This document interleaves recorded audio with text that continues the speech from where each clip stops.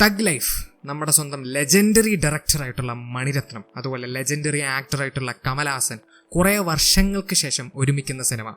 അതിൽ മ്യൂസിക് ചെയ്യാനാണെങ്കിൽ നമ്മുടെ ലെജൻഡറി മ്യൂസിക് ഡയറക്ടറായിട്ടുള്ള AR റഹ്മാൻ. അപ്പോൾ ഈ കുറച്ച് ഫാക്ടേഴ്സ് കൊണ്ട് തന്നെ ഈ പടം ഞാൻ വൻ പ്രതീക്ഷയോടെ കാണാൻ പോയി എന്നായിരിക്കും നിങ്ങളുടെ വിചാരം. പക്ഷേ സത്യം പറയാലോ, ഞാൻ വൻ പ്രതീക്ഷകളോടെ ഒന്നും അല്ല ഈ പടം കാണാൻ പോയത്. കാരണം ഈ പടത്തിൻ്റെ ട്രെയിലർ ഇറങ്ങുന്നതിന് മുന്നേ വരെ എനിക്ക് ഈ പടത്തിനെ പറ്റി വാനോളം പ്രതീക്ഷ ഉണ്ടായിരുന്നു. ആ ഒരു ടൈറ്റിൽ അനൗൺസ്മെൻറ്റ് ടീസർ ആണെങ്കിലും, ആ റിലീസ് ഡേറ്റ് ഗ്ലിംസ് ആണെങ്കിലും, അതുപോലെ ആ ജിങ്കുജ എന്നുള്ള പാട്ടാണെങ്കിലും എനിക്ക് വൻ പ്രതീക്ഷയോടെ ഞാൻ കാത്തിരുന്നതായിരുന്നു. പക്ഷേ ആ ട്രെയിലർ എന്നെ പേഴ്സണലി വളരെയധികം നിരാശപ്പെടുത്തി. അതിനുശേഷം ഇറങ്ങിയ അപ്ഡേറ്റ്സ് ഒന്നും എന്നിൽ പേഴ്സണലി ഒരു ഇംപ്രഷൻ ക്രിയേറ്റ് ചെയ്തില്ല എന്നുള്ളത് തന്നെയാണ് സത്യാവസ്ഥ. അതുകൊണ്ട് ഞാൻ വൻ പ്രതീക്ഷയോടെ ഒന്നുമല്ല, ബട്ട് സ്റ്റിൽ ഒരു ക്യൂരിയോസിറ്റിയോടെ, ഒരു ഇൻട്രസ്റ്റോടെ തന്നെയാണ് ഈ ഒരു പടം കാണാൻ പോയത്. And I can confidently say that ദൈവം കാത്തു ഞാൻ ഈ സിനിമ പ്രതീക്ഷയോടെ കാണാൻ പോയില്ല. കാരണം കണ്ടതാണെങ്കിൽ എൻ്റെ പൊന്നാളിയ ലാസ്റ്റ് 10 വർഷത്തിൽ ഇറങ്ങിയാൽ one of the biggest disappointments ഒന്നായി മാറിയാണ് തഗ് ലൈഫ് എന്നുള്ള സിനിമ. അഥവാ പ്രതീക്ഷയോടെ ഈ സിനിമ കാണാൻ പോയതാണെങ്കിൽ ഇന്ത്യൻ 2ൻ്റെ താഴത്തെ ലെവലിൽ വരെ നിൽക്കുന്ന ഒരു സിനിമയായിട്ട് മാറാൻ പൊട്ടൻഷ്യൽ ഉണ്ടായിരുന്ന ഒരു സിനിമയാണ്. ഞാൻ ജോക്ക് പോലും അല്ല പറയണം. ബട്ട് ഒബ്വിയസ്ലി വൻ പ്രതീക്ഷയോടൊന്നും കാണാതെ പോയത് കൊണ്ട് തന്നെ കുറച്ച് പോസിറ്റീവ് എലമെൻറ്റ്സ് അവിടെ ഇവിടേക്കായിട്ട് ഉള്ളത് കൊണ്ട് തന്നെ എനിക്കിതൊരു മോശം സിനിമ എന്ന് പറയാൻ പറ്റില്ല. ബട്ട് സ്റ്റിൽ ഒരു വളരെ വളരെ വളരെ വളരെ ആവറേജ് ലെവലിൽ നിൽക്കുന്ന ഒരു എക്സ്പീരിയൻസ് ആണ് തഗ് ലൈഫ് എനിക്ക് തിയേറ്റേഴ്സിൽ സമ്മാനിച്ചത്. എന്തൊക്കെയാണെങ്കിലും നമുക്ക് ആദ്യം നല്ല കാര്യങ്ങൾ പറഞ്ഞു തുടങ്ങാം. അതിന്ന് ആദ്യത്തെ എനിക്ക് സിനിമയിൽ ഏറ്റവും നല്ലതായി ഏറ്റവും ഇഷ്ടപ്പെട്ട ഒരു കാര്യം എന്ന് പറയുന്നത് ഈ പടത്തിലെ പെർഫോമൻസുകൾ തന്നെയാണ്. അത് ഞാൻ പിന്നെ പറയേണ്ട ആവശ്യമില്ല. ഈ പടത്തിൻ്റെ കാസ്റ്റ് കണ്ടാൽ തന്നെ നിങ്ങൾക്ക് മനസ്സിലാവും. കമൽഹാസൻ, സിലംബരസൻ, നമ്മുടെ തൃഷ, ഐശ്വര്യ ലക്ഷ്മി, ജോജു ജോർജ്, നാസർ, അശോക് സെൽവൻ, ഇവരൊക്കെ കിട്ടിയ റോളുകൾ നല്ല കിടിലനായിട്ട് തന്നെ ചെയ്തു വെച്ചിട്ടുണ്ട്. ആരും മോശമാക്കിയിട്ടില്ല. ഇറ്റ്സ് ജസ്റ്റ് ദാറ്റ് ഇവർക്ക് കിട്ടിയ ക്യാരക്ടേഴ്സിനെ പറ്റി എനിക്ക് കുറച്ച് പറയാനുണ്ട്. നമുക്ക് എളുപ്പം തന്നെ പറയാം. അതുപോലെ വേറൊരു കാര്യം മേക്കിംഗ് ആണ്. മേക്കിംഗ് വൈസ് പടം ഗംഭീരമായിട്ടുണ്ട്. വിഷ്വലി വളരെ ബ്യൂട്ടിഫുൾ ആയിട്ടുള്ള കുറേ ഫ്രെയിംസ് നിറഞ്ഞൊരു സിനിമയാണ്. സിനിമാറ്റോഗ്രഫി ആണെങ്കിലും കളർ ഗ്രേഡിംഗ് വർക്ക് ആണെങ്കിലും വിഷ്വലി ബ്യൂട്ടിഫുൾ ആണ് ഈ പടം. അതുപോലെ ഓഡിയോ ഡിപ്പാർട്ട്മെൻറ്റ് നല്ല വർക്ക് തന്നെ ചെയ്തു വെച്ചിരിക്കണം. എനിക്ക് ആകെ ഒരു പോരായ്മ പറയുകയാണെങ്കിൽ ഈ പടത്തിൻ്റെ അവിടെ ഇവിടേക്കായിട്ട് കുറച്ച് ഗ്രീൻ സ്ക്രീൻ എഫക്ട്സ് ഉപയോഗിച്ചിട്ടുണ്ട്. അതൊക്കെ ഒരു നല്ല കല്ലുകടിയായിട്ട് തന്നെ എനിക്ക് ഫീൽ ചെയ്തത്. അതിനെ മാറ്റി നിർത്തി കഴിഞ്ഞാൽ മേക്കിംഗ് വാസ് ഗ്രേറ്റ്. അതുപോലെ എടുത്ത് പറയേണ്ട ഫൈറ്റ് കൊറിയോഗ്രാഫി അൻപരിവാണ് ചെയ്തതെന്ന് എൻ്റെ വിശ്വാസം. അൻപരിവ് നന്നായിട്ട് തന്നെ ചെയ്തു എന്ന് തന്നെ പറയേണ്ടി വരും. പടത്തിൽ ഒരു പോസിറ്റീവും കൂടി എനിക്ക് പറയാനുണ്ടെങ്കിൽ അവിടെ ഇവിടേക്കായിട്ട് കുറച്ച് ഹ്യൂമർ പരിപാടികൾ ചെയ്തിട്ടുണ്ട്. അഥവാ വളരെ ലൈറ്റ് ആയിട്ടുള്ള ഹ്യൂമർ പരിപാടികൾ. അതൊക്കെ അഥവാ ചിരിച്ച് ചത്തു എന്നല്ല പറയണം, ബട്ട് എന്നാലും മുഖത്തൊരു പുഞ്ചിരി കൊണ്ടുവന്നു എന്നുള്ള തന്നെയാണ് സത്യം. ഈ പടത്തിൽ വേറെ കുറേ സീനുകളുണ്ട്. അതൊന്നും സത്യം പറഞ്ഞാൽ ചിരിക്കാൻ വേണ്ടി എടുത്തു വെച്ചല്ല, പക്ഷേ ഓഡിയൻസ് ഒക്കെ കടന്ന് ചിരിക്കണ്ടായിരുന്നു. അതിൻ്റെയോടൊപ്പം ഞാനും ചിരിക്കണ്ടായിരുന്നു. അതൊക്കെ ഞാൻ നന്നായിട്ട് എൻജോയ് ചെയ്തു എന്ന് തന്നെ പറയേണ്ടി വരും. ഇനി എന്തായാലും പടത്തിൻ്റെ നെഗറ്റീവ്സ് അല്ലെങ്കിൽ എന്നെ നിരാശപ്പെടുത്തിയ ഫാക്ടേഴ്സിലേക്ക് കയറാം. ഈ പടത്തിൽ തന്നെ ഏറ്റവും നിരാശപ്പെടുത്തിയ ഒരു ഫാക്ടർ എന്താണെന്ന് ചോദിച്ചാൽ അത് AR റഹ്മാൻ്റെ മ്യൂസിക് തന്നെയായിരിക്കും. ഞാൻ ഒരിക്കലും മൊത്തത്തിൽ മോശമാണെന്ന് പറയുന്നില്ല, but it was highly disappointing മാൻ.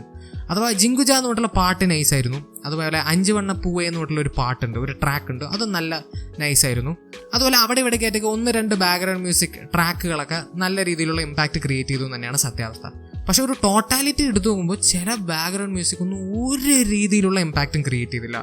അതുപോലെ ചില ട്രാക്കുകളും ചില പാട്ടുകളൊക്കെ സത്യം പറയാം വളരെയധികം മിസ്പ്ലേസ്ഡ് ആയിട്ട് ഫീൽ ചെയ്തു. അഥവാ ഒരു രീതിയിലുള്ള ബന്ധവും ആ സീനായിട്ട് ഇല്ലാത്ത രീതിയിലുള്ള ബാക്ക്ഗ്രൗണ്ട് മ്യൂസിക്കും പാട്ടുകൾ ഈ സിനിമയിൽ കുറേ ഭാഗങ്ങളിൽ ഫീൽ ചെയ്തു. അതൊക്കെ ശരിക്കും ഒരു കല്ലുകടിയായിരുന്നു. മൊത്തത്തിൽ AR റഹ്മാൻ്റെ മ്യൂസിക് എന്നെ സത്യം പറഞ്ഞാൽ വളരെയധികം നിരാശപ്പെടുത്തി. അതുപോലെ എൻ്റെ പൊന്നോ, ഒരു 10-100 പടങ്ങളിൽ കണ്ട അതേ കഥ തിരിച്ച് പിന്നെ എടുത്തു വെച്ചിരിക്കുക. അതിൽ ഒരു രീതിയിലുള്ള പുതുമയില്ല. അഥവാ എക്സിക്യൂഷനിലാണെങ്കിലും പേപ്പറിലാണെങ്കിലും പുതിയതായിട്ട് ഒന്നും ഈ സിനിമ ഓഫർ ചെയ്യണില്ല. അതേ സാധനം അതേപോലെ എടുത്തു വെച്ചിട്ടുണ്ട്. അതുപോലെ ക്യാരക്ടേഴ്സ്, എൻ്റെ പൊന്നോ എന്തുവാണ് ഇത്, തൃഷേനെ പോലത്തെ ഒരു ആക്ട്രസിനെ കൊണ്ടുവന്ന് ഇത്രയ്ക്കും തല്ലിപ്പൊളി ഒരു ക്യാരക്ടർ കൊടുത്തു എന്ന് പറയുന്നത്. അഥവാ തൃഷയുടെ ക്യാരക്ടർ എനിക്കിപ്പോഴും മനസ്സിലായില്ല. അവരെന്താണ് അതിലൂടെ പറയാൻ നോക്കിയത്, എന്താണ് അവർ ചെയ്യാൻ നോക്കിയത്. പക്ഷെ ഒട്ടും വർക്കൗട്ടായില്ല. കുറേ വിയേർഡ് അൺകംഫർട്ടബിൾ സീൻസ് അത് കാരണം ആ പടത്തിൽ വന്നു. അതുപോലെ ജോജു ജോർജ് നല്ല കിടിലൻ പെർഫോമൻസ് ആയിരുന്നു. കുറച്ച് നല്ല മൊമെന്റ്സ് വരെ ഉണ്ടായിരുന്നു. ബട്ട് എന്നാലും അവസാനം വളരെ ഒരു ഇൻസിഗ്നിഫിക്കൻ്റ് ആയിട്ടുള്ള ഒരു ക്യാരക്ടറായിട്ട് ജോജു ജോൻ്റെ ക്യാരക്ടർ മാറി. പിന്നെ നാസർ സ്ഥിരം ചെയ്യുന്ന അതേ റോള് തന്നെ, അദ്ദേഹം കിട്ടിയ റോള് നല്ല വൃത്തിക്ക് ചെയ്തു. ബട്ട് അഗൈൻ വളരെ ടൈപ്പ് കാസ്റ്റിംഗ് ആയിട്ട് ഫീൽ ചെയ്തു അദ്ദേഹത്തിൻ്റെ റോള്. അതുപോലെ എടുത്തു പറയേണ്ട ഐശ്വര്യ ലക്ഷ്മിൻ്റെ ക്യാരക്ടർ ജെനുവൻലി ഒരു ഇമ്പോർട്ടൻസ് ഉള്ള ഒരു ക്യാരക്ടറായിരുന്നു. പക്ഷെ അതിനെ ചെയ്തു വെച്ചിരിക്കുന്നത് അഥവാ ഒരു രീതിയിലുള്ള സ്ക്രീൻ സ്പേസും കൊടുത്തിട്ടില്ല. അത് കാരണം നമുക്ക് ഒരു രീതിയിലുള്ള ഇമ്പാക്റ്റ് ക്രിയേറ്റ് ചെയ്യാതെ പോയൊരു ക്യാരക്ടറായിട്ട് മാറി. അഗൈൻ പെർഫോമൻസ് ഇവരെല്ലാവരും നന്നായി ചെയ്തു, പക്ഷെ ക്യാരക്ടേഴ്സ് വളരെ ഷോക്കായി തോന്നി. ആൻഡ് ആക്ച്വലി ഞാൻ ഒരു കാര്യം കൂടി എടുത്തു പറയാൻ മറന്നുപോയി. ബാബുരാജ് ഈ സിനിമയിലുണ്ട്. ബാബുരാജിന് കിട്ടിയ റോൾ നല്ല വൃത്തിക്ക് തന്നെ ചെയ്തിട്ടുണ്ട്. ആൻഡ് ക്യാരക്ടറും വലിയ കുഴപ്പമില്ലാത്തൊരു ക്യാരക്ടർ തന്നെയായിരുന്നു. Baburaj was nice.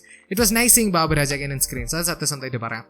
ബട്ട് ഇനി തിരിച്ച് നെഗറ്റീവ്സിലേക്ക് വരാം, അല്ലെങ്കിൽ നിരാശപ്പെടുത്തിയ കാര്യത്തിലേക്ക് വരുമ്പോൾ ഈ പടത്തിൻ്റെ ക്യാരക്ടേഴ്സ് അഥവാ ഒന്നാമത് യൂസ്ലെസ്, രണ്ടാമത് നമുക്ക് ഒരു രീതിയിലുള്ള ഇമോഷണൽ കണക്ഷനും ഈ ക്യാരക്ടേഴ്സിനോടോ അവരുടെ സിനാരിയോസിനോടോ അല്ലെങ്കിൽ അവർ തമ്മിലുള്ള റിലേഷൻഷിപ്സിനോടോ ഒന്നും തോന്നില്ല. അത് കാരണം ഈ ക്യാരക്ടേഴ്സ് ചാവ് കൊല്ല് എന്തെങ്കിലും കുന്ത്രാണ്ടം ചെയ്തോട്ടെ, നമുക്ക് ഈ പടം ഒന്ന് തീർന്നു കിട്ടിയാൽ മതി എന്നുള്ള ഒരു പോയിന്റ് വരെ നമ്മൾ എത്തിപ്പോവും. അങ്ങനത്തെ ഒരു സാധനം. അതിൻ്റെ മുകളിൽ ഇവർ കുറേ ഇമോഷണൽ സെൻറ്റിമെൻ്റൽ പരിപാടി ഈ പടത്തിൽ ചെയ്യാൻ ശ്രമിക്കുന്നുണ്ട്.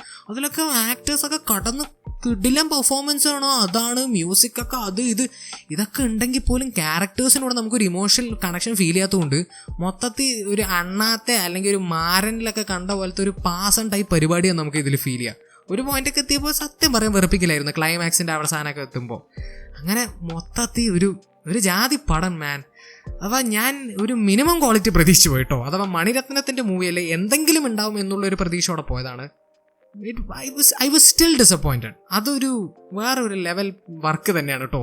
പ്രതീക്ഷ വെക്കാണ്ട് പോയിട്ടും ഡിസപ്പോയിൻ്റ് ചെയ്യാന്നൊക്കെ പറഞ്ഞാൽ എന്തൊക്കെയാണെങ്കിലും അതാണ് എൻ്റെ ഒപ്പീനിയൻ ഓൺ തഗ് ലൈഫ്. നിങ്ങൾ സിനിമ കണ്ടവരാണെങ്കിൽ നിങ്ങളുടെ ഒപ്പീനിയൻ കമൻറ്റ് സെക്ഷനിൽ ഡ്രോപ്പ് ചെയ്യാൻ മറക്കരുത്. അഥവാ നിങ്ങൾ കണ്ടവരാണെങ്കിൽ മാത്രം കേട്ടോ, നിങ്ങൾ കാണാതെ പോയിട്ട് കമൻറ്റ് സെക്ഷനിൽ സൊള്ളുന്ന പരിപാടിയൊന്നും ചെയ്യേണ്ട. സിനിമ കണ്ടവർ മാത്രം കമൻറ്റ് സെക്ഷനിൽ പോയി നിങ്ങളുടെ സത്യസന്ധമായിട്ടുള്ള ഓണസ്റ്റ് ഒപ്പീനിയൻ കൊടുക്കുക. ഓബിയസ്ലി മൂവീസ് എന്ന് പറയുന്ന സബ്ജക്റ്റീവാണ്, ഓരോരുത്തർക്കും ഓരോരോ അഭിപ്രായമാണല്ലോ. ഇത് എൻ്റെ പേഴ്സണൽ ഒപ്പീനിയനാണ്. എൻ്റെ ഒരു റെക്കമെൻഡേഷൻ പറയുകയാണെങ്കിൽ നിങ്ങൾ മണിരത്നത്തിൻ്റെയോ അല്ലെങ്കിൽ കമലഹാസൻ്റെയോ അല്ലെങ്കിൽ സിലംബരസൻ്റെയോ അല്ലെങ്കിൽ AR റഹ്മാൻ്റെയോ അത്രയ്ക്കും വലിയൊരു ഫാനാണെങ്കിൽ നിങ്ങൾക്ക് വേണമെങ്കിൽ ഈ ഒരു പടം ഒരു വട്ടം തിയേറ്ററിൽ പോയി കാണാം. അതാണ് എൻ്റെ റെക്കമെൻഡേഷൻ. എന്തൊക്കെയാണെങ്കിലും പടം കണ്ടവർ കമൻറ്റ് സെക്ഷനിൽ ഒപ്പീനിയൻ ഡ്രോപ്പ് ചെയ്യാൻ മറക്കരുത്. വീഡിയോ ഇഷ്ടപ്പെട്ടെങ്കിൽ ലൈക്ക് ചെയ്യുക, ഷെയർ ചെയ്യുക, സബ്സ്ക്രൈബ് ചെയ്യുക, നോട്ടിഫിക്കേഷൻ ബെൽ അമർത്താൻ മറക്കരുത്. And I will see you guys in the next video. Bye by.